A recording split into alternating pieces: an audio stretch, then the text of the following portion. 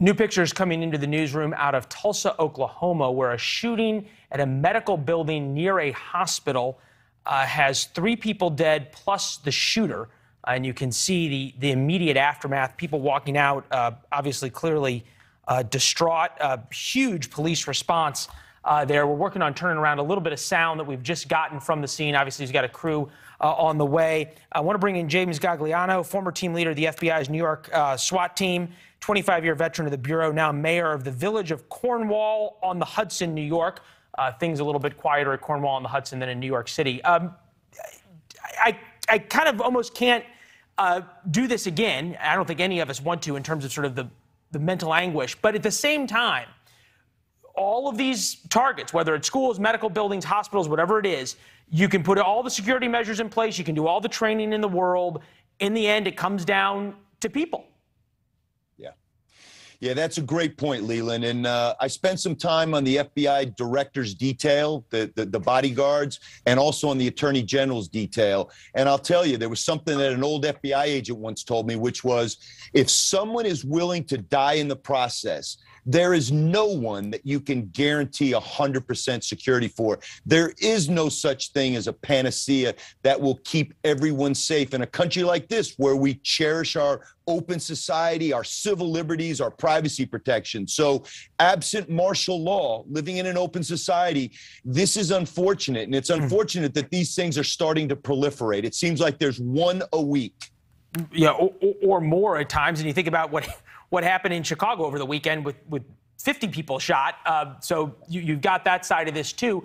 You make a great point, and that is that you've got dozens of trained professionals protecting one man, either the director or the attorney general, and you can't even guarantee his security. You maybe have one police officer in the best case scenario per school in the country. It's a very, very different ratio. It's specific to Tulsa, I understand. We're waiting for a news conference, but they are sort of sweeping these buildings. How have things changed now in terms of dealing with this? Because sadly, we've had way too much experience with it, of going in and sweeping these buildings. What's happening right now? So, the first mass shooting that we have on record was August 1st in 1966, the Texas clock tower shooting. And that changed everything. That was actually the impetus behind law enforcement agencies and organizations creating SWAT. It was Columbine 23 years ago that taught us a painful lesson, which was we couldn't wait 47 minutes in the parking lot for a homogenous team and the perfect plan. So I imagine here, because we know that with the Uvalde shooting exactly a week ago, we know that there were painful lessons relearned there, that law enforcement was patient and waited. You have to go in and interdict the shooter. You have to stop the immediate threat. Then you put things on pause, and then you start putting the case together. You start treating the wounded. You start getting people to trauma care. But the first thing here for law enforcement is stop, interdict, neutralize the threat, Leland. All right, 21 minutes ago, Tulsa police said they were beginning to clear the building. But you go back to this point about Uvalde, 47 minutes at Columbine, at least 40 minutes standing outside the door at Uvalde.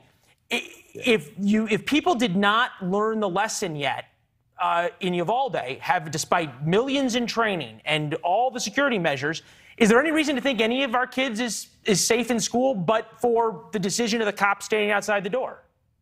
Yeah, it's unconscionable to me. And look, I understand, I empathize, I have great affinity for the law enforcement officers who were just school resource officers. We know that the police chief that was the on-scene commander in Uvalde had 6 police officers in his charge. He never should have had command and control as the on-scene commander as long as he did. I believe now that the after action has stated it was 77 minutes from the first 911 call until they actually made entry. And the team that made entry was a Border Patrol team. Right, yeah, and there's reporting that they basically defied Pete Ariando and just said, we're going in, and did. Hate to interrupt you, but we do have a little bit of sound out of Tulsa. Take a listen. Okay, basically, we had an active shooter in the Stanley building behind me earlier today. Officers got here, got into the building very quickly. We believe we have the shooter down. We have multiple injuries, multiple civilians right now. One might be killed. We have several people shot. We've got fire working with our SWAT team and the initial officers on the scene to get as many people out as possible. Right now, it's a quiet scene, so there's no one actively shooting inside. So we are doing a floor-by-floor, room-by-room search to make sure that we don't have anybody else outstanding in the building. We're starting a slow evacuation.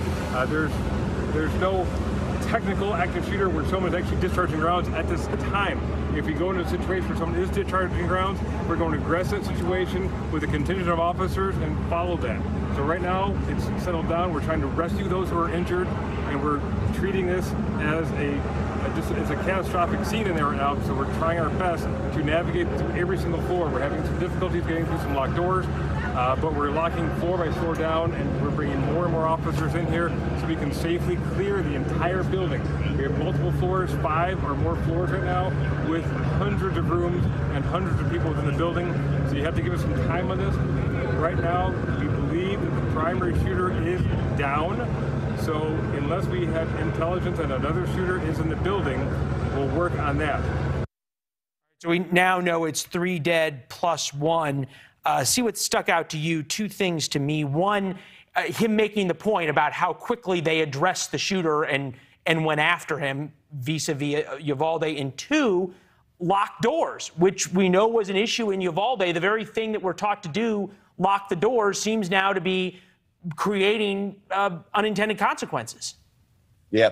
Bad guys, evil people take the path of least resistance. You don't want to make it easier for them. And here, clearly, this is going to be an issue. I thought it was also important. The spokesperson said there that they're trying to make certain that there are no accomplices. And that's the biggest thing. The shooter himself may be down, but were there anybody else involved in the conspiracy? Was this person inspired or directed? And you got to remember, Leland, you know, the way we handle these things now is you assume terrorism and work backwards from that until that can be ruled out. Now, police are in an information vacuum. This could have been workplace violence. This person could have been fired and came back and was angry. This could have been a grievance collector. It could have been a domestic. It could have been a hate or bias crime. So we look back and we Monday morning quarterback these things, but understand that the police that are responding, they are entering an information vacuum. They're trying to make decisions on the fly. It's great that they stopped the shooter. Now the next most important thing is make sure no one else is involved and there aren't any follow-on threats.